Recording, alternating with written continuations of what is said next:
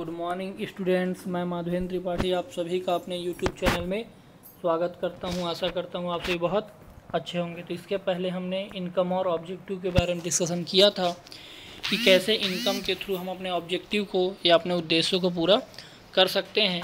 आज का जो हमारा टॉपिक है वो measurement and distribution of income, कि कैसे हम इनकम का मेजरमेंट करते हैं, इनकम को मापते हैं और कैसे इसका डिस्ट्रीब्यूशन करते हैं। तो देखते हैं। Let us now discuss which indicators are needed to measure development in a country। तो ये हमको डिस्कशन करना है कि ऐसे कौन कौन से इंडिकेटर हैं या ऐसे कौन कौन से तरीके हैं जिसके थ्रू हम कंट्री के डेवलपमेंट को या कंट्री के विकास को मेजर कर सकते हैं। One of the most important indicator is income. तो जो सबसे पहला या जो सबसे मुख्य इंडिकेटर है वो इनकम है। इनकम के थ्रू हम क्या कर सकते हैं, डेवलपमेंट को मेजर कर सकते हैं। People meet their needs and fulfil their aspiration with the income they earn. तो जो लोग होते हैं है ना, अपनी ज़रूरतों को पूरा करने के लिए, अपनी आकांक्षाओं को पूरा करने के लिए क्या करते हैं, इनकम के थ्रू है ना क्या करते हैं, इसको पूरा करते हैं। तो जो भी लोग हैं ना, अपनी आय के थ्रू, अपनी इनकम के थ्रू ही क्या करते हैं, अपनी ज़रूरतों को पूरा क्या है करते हैं। They buy goods and services with their money. और इन पैसों से ये क्या करते हैं, गुड्स खरीदते हैं और सेवाओं का लाभ क्या है ले पाते हैं। So the total production of goods and services of country help us to estimate the income earned by the people। तो इसके थ्रू जो लोग हैं वो क्या करते हैं ना, ठीक है, अपनी है ना, ठीक है, इनकम को क्या करते हैं ना, ठीक है, मेजर क्या है करते हैं। तो जो टोटल प्रोडक्शन होता है पूरे कंट्री का और जो सर्विसेज होती हैं, इसको यदि हम मेज़र कर लें तो इसके थ्रू हम किसी एक व्यक्ति का है ना आय भी क्या कर सकते हैं, मेज़र कर सकते हैं। For this we use the per capita gross domestic product as an indicator. और इसको हम मेजर करने के लिए पर कैपिटा इनकम या पर कैपिटा जीडीपी का यूज़ करके है ना इंडिकेटर के तौर पर इसको हम निकाल सकते हैं। तो देखिए टेबल दिया हुआ है 17.2 per capita GDP of selected states. तो कुछ स्टेट के पर कैपिटा जीडीपी के बारे में दिया है। देखिए महाराष्ट्र में 1,14,392, केरला में 1,03,820 और बिहार में 31,199। तो दिख रहा है आपको कि महाराष्ट्र में सबसे ज़्यादा पर कैपिटा जीडीपी है और बिहार में सबसे कम है।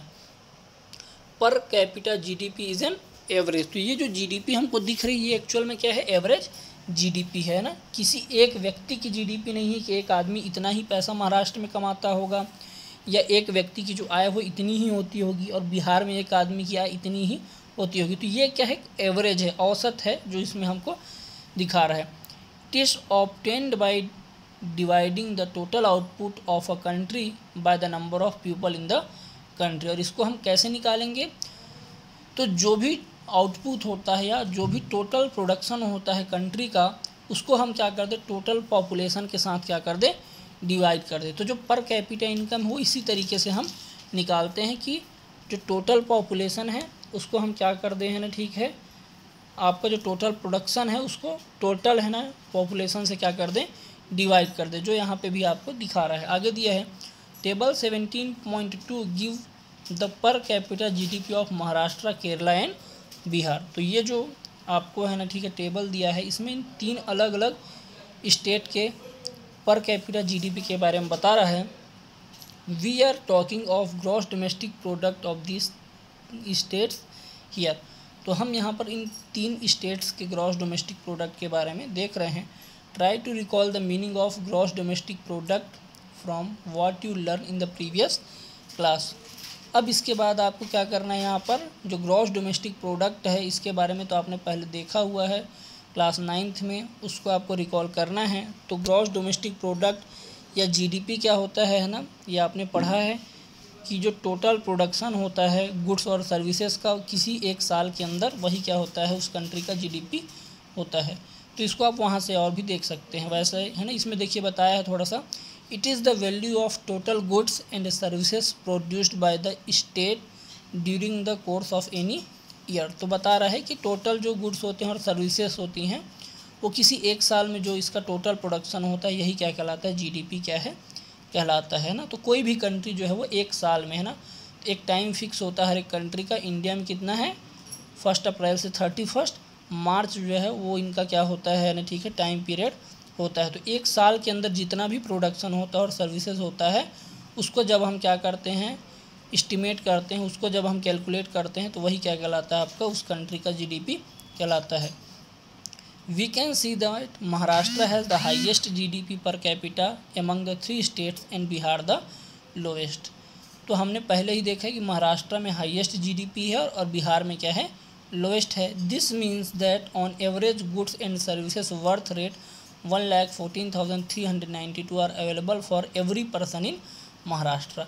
तो ये बता रहा है कि ये एक एवरेज है ना गुड्स और सर्विसेज का, जो महाराष्ट्र के हर एक आदमी के लिए क्या है, उपलब्ध है। और कितना है, 1,14,392। बिहार के लिए कितना है, देखिए 31,199। तो मैंने पहले ही बोला कि ये क्या है, एवरेज है। ज़रूरी नहीं है कि महाराष्ट्र के हर एक आदमी के पास 1,14,392 ही हो, ज़्यादा भी हो सकता है, कम भी हो सकता है। और बिहार में भी सेम यही है ना कि बिहार के ज़रूरी नहीं कि एक आदमी के पास सिर्फ 31,000 ही हो, इससे कम भी और ज़्यादा भी दोनों हो सकते हैं। तो ये सिर्फ एक क्या है ना, एवरेज है, जो बताता है ना कि एक आदमी के लिए इतनी वस्तुएं क्या है एक साल के लिए उपलब्ध हो सकती हैं। This indicator help us to compare different states and estimate their development over the years. तो ये एक इंडिकेटर है, एक तरीका है जिसके थ्रू हम क्या कर सकते हैं, अलग अलग स्टेट्स को कंपेयर कर सकते हैं और जो साल दर साल उनका डेवलपमेंट है या कंटिन्यूसली उनका जो डेवलपमेंट है ना हर एक साल में, उसको हम क्या कर सकते हैं, इस तरीके से मेजर कर सकते हैं। आगे देखिए लिखा है, per capita GDP is an indicator of average availability है ना। तो जो पर कैपिटा जीडीपी का ये जो एक इंडिकेटर है, ये औसत क्या करता है, उपलब्धता को क्या करता है, दर्शाता है कि एक आदमी के लिए औसत कितना वस्तुएं क्या है उपलब्ध हैं। But it doesn't mean that all people in country get this value of goods and services. लेकिन ये नहीं दर्शाता है, क्या नहीं दर्शाता है, जैसा पहले भी मैंने बोला था कि हर एक आदमी के लिए वही है ना गुड्स और सर्विसेज की वैल्यू क्या है, उपलब्ध हो। तो लिखा है but it doesn't mean that all people in country get this value of goods and services, लेकिन है ना। तो इसका मतलब ये नहीं है कि हर एक आदमी के लिए कंट्री के इसी वैल्यू के गुड्स और सर्विसेज उपलब्ध हों। पीपल्स इनकम डिफर है ना, तो क्योंकि लोगों का जो इनकम होता है वो अलग अलग होता है। So some people can buy more service and goods and some people can buy less. तो कुछ लोग ज़्यादा है ना क्या है गुड्स और सर्विसेज का यूज़ करते हैं, कुछ लोग कम गुड्स एंड सर्विसेज का यूज़ करते हैं, डिपेंडिंग ऑन देयर इनकम। तो जैसी उनकी इनकम होती है उसी आधार पर ये क्या करते हैं, गुड्स और सर्विसेज को बाय क्या है, करते हैं। To understand this difference we need to look at the distribution of income. और इसको हम कैसे अंडरस्टैंड करेंगे, इसके लिए डिस्ट्रीब्यूशन ऑफ इनकम हमको देखना ज़रूरी है। While average income is a good measure for comparison, it tends to control difference in income है ना। तो जो एवरेज इनकम था है ना, ठीक है, वो एक अच्छा तरीका है मेजरमेंट का। And comparison it tends to conceal difference in income, लेकिन ये क्या करता है, जो डिफरेंस ऑफ इनकम है ना उसको क्या कर देता है, छिपा देता है। This can be better understand by the following table. और इसको समझने के लिए हमको एवरेज इनकम को समझना बहुत ज़रूरी है कि पर कैपिटा इनकम से क्या है, एक एवरेज मिलता है, लेकिन वो बहुत सारी चीज़ों को क्या करता है, छिपाता है ना। तो जो एवरेज इनकम है उससे हमको इन सब चीज़ों के बारे में और पता चलेगा। तो देखिए टेबल दिया है यहाँ पर, देखिए ABCDE 5 आदमी हैं और 2010 और 12 में इनकी इनकम के बारे में बता रहा है। देखिए ए की इनकम 2010 और 12 में सेम थी, बी की इनकम 10 में 4,000 थी, 12 में बढ़ गई, सी की इनकम भी बढ़ गई, डी की इनकम सेम थी, ई की इनकम भी बढ़ी। और टोटल इनकम 2010 में कितना था, 20,000 और 2012 में 30,000। तो यदि हम यहाँ पर क्या कर दें, पर कैपिटा इनकम निकाल दें, तो देखिए 5 लोग हैं 2010 में, 1 2 3 4 5, और टोटल कितना उन्होंने 20,000 रुपये कमाया था। तो हमने पहले ही इसके पढ़ा कि जो टोटल प्रोडक्शन है उसको जब टोटल है ना हम क्या करें, पॉपुलेशन से डिवाइड कर दें। तो टोटल प्रोडक्शन 20,000 था और टोटल पॉपुलेशन कितनी है, 5 लोग हैं। तो निकालेंगे तो पर कैपिटा इनकम कितनी आ जाएगी, 4,000। ऐसे ही नीचे करेंगे तो आ जाएगी 6,000। लेकिन आप यहाँ पर देखिए कि पर कैपिटा इनकम तो 4,000 है, लेकिन ए की इनकम कितनी है, सिर्फ 2,000 है, डी की इनकम 6,000 है, तो ये जो पर कैपिटा इनकम है ये सही चीज़ों को यहाँ पे नहीं दर्शा रहा है ना। और यहाँ पर जो 6000 है ये भी सही है ना, इस टेबल को नहीं दिखा रहा है। तो ये क्या है, सिर्फ पर कैपिटा इनकम से हम एवरेज निकाल सकते हैं, लेकिन सही आंकड़ा हम एवरेज इनकम के थ्रू ही पता कर सकते हैं। तो देखिए लिखा है, suppose there are 5 people in a group, each of them with a different income. तो अलग अलग सबकी इनकम है। We wish to know how the income of this group change after 5 years, table 17.3 है ना। तो बोल रहा है कि कैसे इन लोगों का है ना इनकम जो है वो कैसे चेंज हुआ है ना, ठीक है, आने वाले सालों में। Table 17.3 show that the average income was higher in 2012 comparing to 2010। तो ये जो टेबल है दर्शा रहा है कि 2010 में जो इनकम था वो 2012 के कंपेरिजन में कम था, या इसका उल्टा भी बोल सकते हैं कि 2012 में जो इनका इनकम था वो बहुत ज़्यादा था 2010 के कंपैरिजन में। अगर लिखा है, hints it is evident that this group developed, है ना। और इससे स्पष्ट रूप से हमको दिख रहा है कि क्या हो रहा है, ये जो ग्रुप ऑफ पीपल है वो क्या कर रहे हैं, डेवलप क्या है कर रहे हैं। तो ग्रुप ऑफ पीपल देखिए डेवलप कर रहे हैं कि नहीं कर रहे हैं, तो ज़रूर कर रहे हैं, क्योंकि 10 में कितना था इनका 4000 था, है ना, और 12 में यही बढ़ कर के कितना हो गया है 6000 हो गया। तो ग्रुप ऑफ पीपल तो डेवलप यहाँ पर कर रहे हैं, क्लियरली शो कर रहा है। तो वही लिखा है, hints it is evident that the group develop. तो जो ग्रुप है वो क्या कर स्पष्ट तौर पर यहाँ पर डेवलप कर रहा है। But the income of people in their group did not rise equally. लेकिन जो इनकम है वो क्या है, इक्वली क्या है यहाँ पर नहीं बढ़ रही है, जो हमको यहाँ पे दिख भी रहा है। In fact some of them did not increase their income. जब इसके अलावा ये भी हमको दिख रहा है कि कुछ लोगों का इनकम तो बढ़ भी नहीं रहा है। So the income of A and D remain the same same while B C and E increase their income. तो ए और डी का इनकम तो बिल्कुल भी नहीं बढ़ा, लेकिन बी सी और ई का इनकम क्या हो गया, इंक्रीज हो गया है। That is why it is important to look at the distribution of income while using average income as a measure of development, है ना। तो इसलिए हमको क्या करना है ना, जो डिस्ट्रीब्यूशन ऑफ इनकम है उसको है ना देखने के लिए हमको एवरेज इनकम को मेजरमेंट करना बहुत ज़रूरी है। यह एक बहुत एक इम्पॉर्टेंट इंडिकेटर है कि एवरेज इनकम के थ्रू हम डेवलपमेंट को क्या कर सकते हैं, मेज़र कर सकते हैं।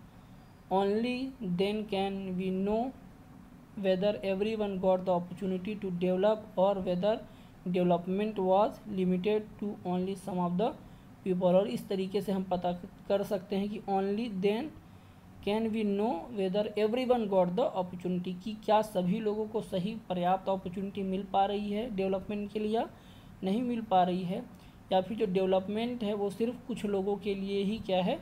तो लिखा है whether development was limited to only some of the people. तो डेवलपमेंट जो है सिर्फ कुछ ही लोगों के लिए है कि सभी को इसकी अपॉर्चुनिटी मिल रही है, इससे हमको देखने को मिलता है। Similarly consumption expenditure is also a major indicator of development. अब इसके अलावा है ना, इनकम के अलावा जीडीपी या पर कैपिटा इनकम के अलावा एक और तरीका है कंजप्शन एक्सपेंडिचर, जिसके थ्रू हम क्या कर सकते हैं, डेवलपमेंट को मेजर कर सकते हैं। अब कंजप्शन एक्सपेंडिचर का मतलब क्या होता है, एक्सपेंडिचर का मतलब तो व्यय होता है, खर्च होता है, और कंजप्शन का मतलब उपभोग होता है। जिस वस्तुओं को हम क्या करते हैं अपने लिए यूज़ क्या है करते हैं, वही क्या है हमारा कंजप्शन है। तो जो कंजप्शन एक्सपेंडिचर है वो भी एक तरीका है जिसके थ्रू हम डेवलपमेंट को क्या करते हैं, मेजर कर सकते हैं। Because it is what people spend on obtaining the goods and services they need, है ना। अब क्यों, क्योंकि इसके थ्रू हम पता कर सकते हैं कि लोग कितना पैसा खर्चा करते हैं गुड्स और सर्विसेज पर अपनी ज़रूरतों को पूरा करने के लिए। The government conduct survey to find out the expenditure of different classes. और इसके लिए गवर्नमेंट ने क्या किया, सर्वे करवाया कि पता किया जाए कि लोग अपने लिए है ना कितना पैसा खर्चा क्या है करते हैं अलग अलग क्लासेस में। This information help us to find out how much a particular group spend on its consumption needs. और इस इंफॉर्मेशन के थ्रू हमको पता चला कि जो पर्टिकुलर ग्रुप है वो कितना पैसा खर्चा करता है अपने कंजप्शन को पूरा करने के लिए। The group that spend more on consumption is considered to be a better off. तो जो भी ग्रुप क्या है ज़्यादा पैसा खर्चा करेगा, इसका मतलब कि उसकी स्थिति बहुत अच्छी है, क्योंकि पैसा है तभी तो वो खर्चा कर रहा है ना। तो जिसका कंजप्शन एक्सपेंडिचर ज़्यादा होगा उसकी जो लाइफ है उतनी ही अच्छी होगी, है ना। तो consumption expenditure is an indicator why tell us about the income distribution among group in society. तो ये भी एक तरीका है जो क्या करता है, ग्रुप ऑफ जो सोसाइटी होती हैं, जो समाज में लोग रह रहे होते हैं, उनके बारे में हमको क्या करता है, बताता है। Let us now study table 17.4 which show us a per capita monthly expenditure of rural house hold in India. तो जो गांव में रहने वाले लोग हैं वो है ना एक महीने में कितना पैसा क्या है अपने कंजप्शन एक्सपेंडिचर के ऊपर खर्चा करते हैं, इसके बारे में देखिए लिखा हुआ है। फार्मर है ना जो सेल्फ एम्प्लॉयड है, मतलब अपने घर की ही खेती करता है ना, वो कितना कमा रहा है, देखिए 1436 रुपये, है ना, या खर्च कर रहा है, सॉरी, है ना, कमा नहीं रहा है। टोटल कंजप्शन एक्सपेंडिचर वो इतना पैसा खर्च कर रहा है। जो वेज अर्नर है, रेगुलर मतलब जो वेतन भोगी है या जो मजदूर है जिसको पैसा क्या है मिलता है, वो कितना 2002 रुपये। कैजुअल फार्म लेबर है ना जो क्या करता है, सिर्फ है ना कभी कभी खेती क्या है करता है, ज़्यादा मन लगा के नहीं करता, वो सिर्फ 1159 रुपये क्या करता है अपना महीने भर में खर्च क्या है करता है। The table reveals that the self-employed farmer household spend 1436 per capita per month. Similarly, regular wage earner household spend 2002 per capita per month, while casual labor household spend 1159 per capita per month. तो ये देखिए बता रहा है कि तीनों कितने कितने पैसे खर्च करते हैं महीने में, है ना। The per capita per month expenditure is least for casual labour house hold. तो जो कैजुअल लेबर हाउस होल्ड था या कैजुअल फार्म लेबर था उसका जो मंथली एक्सपेंडिचर है वो बहुत कम है, आपको दिख रहा है यहाँ पर, है ना। The reason is that this group does not gate regular employment through out the year and the wage rate is also low. अब क्यों कम है, क्योंकि इस तरीके के जो कैजुअल फार्मर्स होते हैं इनको एक तो साल भर काम नहीं मिलता है, और जो वेज होता है जो इनकी है ना क्या होता है कमाई होती है वो भी बहुत कम होती है, जो रेट होता है वो भी बहुत कम होता है। सो इसलिए ये क्या करते हैं, कम है ना क्या करते हैं एक्सपेंडिचर भी क्या है कर पाते हैं। As a result these household face income hardship, है ना, जिससे इनको आर्थिक परेशानी क्या है उठानी पड़ती है, and can not rise their standard of living, और इस कारण ये अपने लिविंग स्टैंडर्ड को भी नहीं उठा पाते हैं। If universal rights and public service determine the outcome of development then its impact should be seen on the living standard of this household, है ना। तो ये जो डेवलपमेंट है, विकास है ना, वो सबको ध्यान में रखते हुए, यूनिवर्सल राइट और पब्लिक सर्विस को ध्यान में रखते हुए डेवलपमेंट क्या है किया जाएगा, तो इसका जो इम्पैक्ट है वो इन लोगों के है ना लिविंग स्टैंडर्ड में ज़रूर देखने को मिलेगा। तो जो भी लोग गाँव में रहते हैं या जो बहुत गरीब हैं, यदि गवर्नमेंट डेवलपमेंट सही तरीके से करेगी तो ज़रूर इसका जो है इम्पैक्ट जो है वो देखने को हमको मिल पाएगा, है ना। ये इस तरीके से एक और तरीका है जिसके थ्रू हम क्या कर सकते हैं, लोगों के है ना इनकम को क्या है मेजर क्या है कर सकते हैं। तो ये एक तरीका है, नाम क्या है उसका, कंजप्शन एक्सपेंडिचर, है ना। जो जितना पैसा खर्च करेगा उसकी स्थिति उतनी ही अच्छी क्या है होगी, है ना। तो ये एक अलग तरीका है जिसके थ्रू हम इसको मेजर कर सकते हैं। आगे देखिए एक पिरामिड दिख रहा है आप सभी को, टेबल है ना 17.4। तो देखिए इनकम एबव 17 लाख, तो 17 लाख से ज़्यादा रुपए किसकी इनकम है, देखिए सिर्फ 30 लाख लोगों की।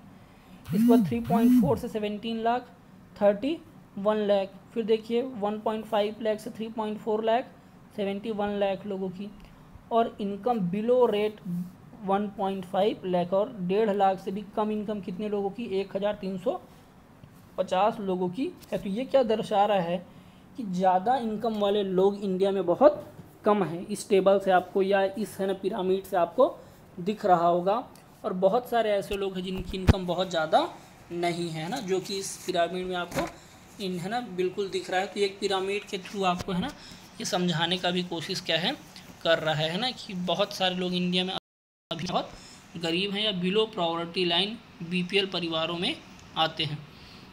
आगे दिया other development indicators education and health. तो और कौन कौन से तरीके हैं है ना जिसके थ्रू हम क्या कर सकते हैं डेवलपमेंट को मेजर कर सकते हैं। इसमें एजुकेशन और हेल्थ के बारे में देखिए बताया हुआ है। Have you can ever wondered why your parents spend money to educate you? क्या आपने कभी सोचा है कि क्यों आपके जो पेरेंट्स हैं वो आपके एजुकेशन के ऊपर इतना पैसा खर्च कर रहे हैं? वाई सच एक्सपेंडिचर नेसेसरी? क्या ये एक्सपेंडिचर, ये व्यय क्या है, बहुत ज़रूरी है? तो इसका देखिए आंसर दे रहा है, better access to education and health helps individual to perform different task easily and successfully. तो यदि क्या होगा, बहुत अच्छा एजुकेशन मिलेगा या हेल्थ फैसिलिटी क्या है इंडिविजुअल को बहुत अच्छी मिलेगी, तो अलग अलग जो टास्क हैं, अलग अलग जो है ना कार्य हैं, उसको क्या करेंगे, बहुत आसानी से और सफलतापूर्वक क्या है कर पाएंगे। They can benefit from better employment and other economic opportunity. और इसके अलावा है ना उनको बहुत अच्छे है ना एम्प्लॉयमेंट अपॉर्चुनिटी मिलेगी और इकोनॉमिक अपॉर्चुनिटी भी क्या है मिलेगी, आर्थिक है ना ठीक है अपॉर्चुनिटी भी क्या है उनको मिल पाएगी। Child labour is automatically eradicated in a society that builds a robust and effective educational system in which every child can gain admission. तो ये क्या होगा है ना, इसके थ्रू क्या होगा कि चाइल्ड लेबर इज ऑटोमेटिकली इरिकेटेड है ना, तो जो चाइल्ड लेबर है वो ऑटोमेटिकली धीरे धीरे क्या हो जाएंगे, खत्म हो जाएंगे in a society and builds a robust and effective educational system. और इससे एक मजबूत प्रभावी एजुकेशनल सिस्टम क्या होगा इंडिया में आ पाएगा, जिससे सभी लोगों को क्या हो पाएगा है ना ठीक है एजुकेशन, सभी चाइल्ड को क्या है एडमिशन क्या है मिल पाएगा। An educated person is more capable for resetting any kind of exploitation in society. तो यदि कोई एजुकेटेड पर्सन होगा वो उतना ही ज़्यादा क्या होगा केपेबल होगा, उतना ही ज़्यादा क्या होगा है ना मजबूत होगा कि किसी भी तरीके का क्या हो है ना ठीक है उसके साथ एक्सप्लॉयटेशन होता है सोसाइटी में तो वो उसका क्या कर पाएगा, विरोध क्या है कर पाएगा। Health services ensure protection against disease and health and ill health. और जो हेल्थ सर्विसेज यदि अच्छी होंगी तो क्या कर पाएगा, जो डिजीज़ होती हैं उसको ख़त्म करने की है ना क्षमता क्या होगी इसमें बिल्ड क्या है हो पाएगी। The availability of education and health service is not limited to only those who enjoy their benefits but impacts the entire society. तो यदि अच्छा एजुकेशन फैसिलिटी हो या अच्छा हेल्थ फैसिलिटी हो तो इससे सिर्फ उसी व्यक्ति को फ़ायदा नहीं होगा, इससे पूरे समाज को है ना लिखा है benefit but impact the entire society. तो इससे क्या होगा, सिर्फ एक व्यक्ति को ही फ़ायदा नहीं हो पाएगा। यदि कोई एक व्यक्ति एजुकेट होगा, एक कोई व्यक्ति जिसका है ना क्या होगा हेल्थ अच्छा होगा तो उससे सिर्फ उसी को नहीं बल्कि पूरे समाज को इसका फ़ायदा होगा। A healthy and educated individuals inspire other to seize opportunities. और एक हेल्थी और एजुकेटेड पर्सन क्या होगा दूसरे लोगों को भी क्या करेगा है ना इंस्पायर क्या है करेगा है ना ठीक है, जिससे क्या हुआ है ना ठीक है वो इस डेवलपमेंट के जो अपॉर्चुनिटीज़ हैं उसका क्या कर पाए, लाभ क्या है उठा पाए। आगे दिया है equal access to good education give woman the opportunity to develop their talent and also raise questions about the traditional discrimination against daughters in favour of sons. तो यदि इक्वल एक्सेस ऑफ एजुकेशन होगा तो woman को भी बहुत सारी opportunity मिल पाएगी जिससे वो अपने आप को आगे क्या है बढ़ा पाएंगी। और जो ट्रेडिशनल डिस्क्रिमिनेशन है, जो इनके खिलाफ भेदभाव होता है, जिसमें जो डॉटर्स होती हैं पुत्री होती हैं उनसे है ना मिसबिहेव किया जाता है या सन को है उसके ऊपर क्या है प्राथमिकता दी जाती है, इसके खिलाफ भी वो क्या कर सकती हैं लड़ सकते हैं कि पुत्र को ज़्यादा अधिकार दिए जाते हैं पुत्री को कम अधिकार दिए जाते हैं। तो इस तरीके के डिस्क्रिमिनेशन के खिलाफ भी महिलाएं जो हैं वो लड़ सकती हैं। An educated woman understand the importance of nutritious food for health as and well being. और यदि कोई एजुकेटेड महिला होगी तो वो न्यूट्रिशियस फूड है ना जो पौष्टिक आहार हैं इसके बारे में भी जानेगी है ना कि एक पौष्टिक आहार से इसके बच्चे या उसकी फैमिली कैसे डेवलप कर पाएंगे। Their role in society change in an environment in which their voice are heard. और जो सोसाइटी है ना उसमें भी इसका क्या होगा है ना ठीक है, यदि बातों को इनकी सुना जाएगा तो एक चेंज क्या है इन्वायरमेंट में सोसाइटी में क्या है हमको चेंज देखने को मिलेगा। Nutritious food, safe drinking water and proper sanitation are necessary for creating a healthy society. और यदि हमको एक हेल्दी सोसाइटी डेवलपमेंट करना है डेवलप करना है तो पौष्टिक आहार चाहिए, शुद्ध पानी चाहिए और जो सॉरी है ना जो सैनिटेशन है या जो है ना स्वच्छता है ना ठीक है वो बहुत ज़्यादा ज़रूरी है हेल्थी सोसाइटी के लिए। Country that ensure such basic service for their people develop more rapidly. और जो भी कंट्री है ना इन बेसिक सर्विसेज को क्या करती हैं, वहाँ के लोगों को प्रोवाइड करती हैं, वो कंट्री बहुत तेज़ी से क्या करती हैं, डेवलप क्या है करती हैं, है ना। तो ये यहाँ तक था। आगे है ह्यूमन डेवलपमेंट रिपोर्ट, जिसके बारे में हम अगली क्लास में डिस्कस करेंगे। तो ये सब इंडिकेटर हैं इनकम कि इनकम के थ्रू हम किसी लोगों के है ना विकास को, डेवलपमेंट को मेजर कर सकते हैं। फिर इसके अलावा और आपने क्या पढ़ा है ना, ठीक है, कि एवरेज इनकम के थ्रू है ना हम नाप सकते हैं कि यदि हमको एवरेज इनकम पता है किसी व्यक्ति की है ना, तो इसके थ्रू हम नाप सकते हैं। फिर क्या है, कंजप्शन, एक्सपेंडिचर, और लास्ट में हमने क्या पढ़ा, एजुकेशन और हेल्थ। तो इन सभी के थ्रू हम क्या कर सकते हैं, डेवलपमेंट को क्या कर सकते हैं, मेज़र क्या है कर सकते हैं। आगे ह्यूमन डेवलपमेंट रिपोर्ट में पढ़ेंगे कि ह्यूमन डेवलपमेंट के थ्रू हम कैसे है ना डेवलपमेंट को क्या करेंगे, है ना इंडिकेट करेंगे, या डेवलपमेंट को कैसे मेज़र करेंगे। Thank you students.